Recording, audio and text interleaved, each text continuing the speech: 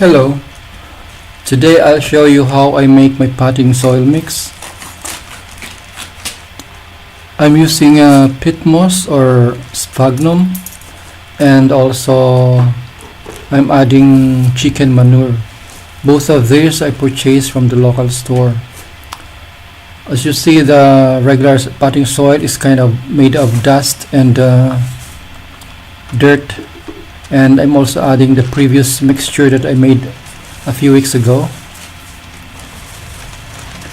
Now I'm using for every 1 part of sphagnum, I also add 1 part of chicken manure and 2 parts of the regular soil.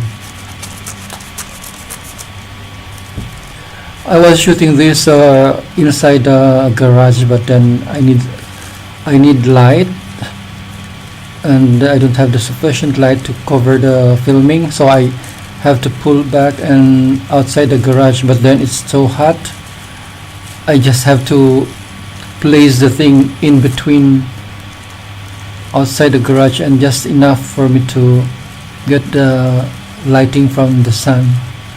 Really, it's all really very hot. So now I'm using a small container to mix all this stuff. As you see, I have my gloves.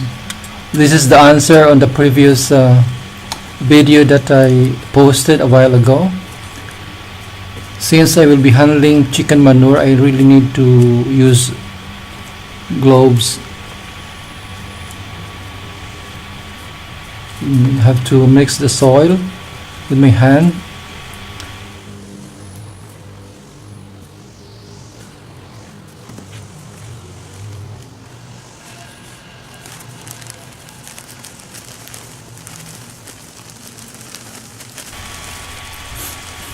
I have to do little by little the soil and peat moss and chicken manure, so it will be spread out evenly.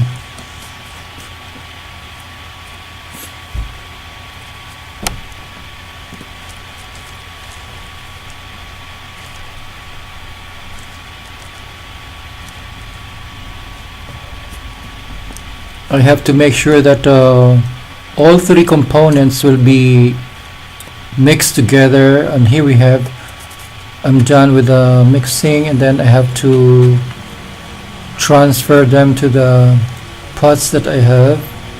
I intend to make to divide them into 4 pots.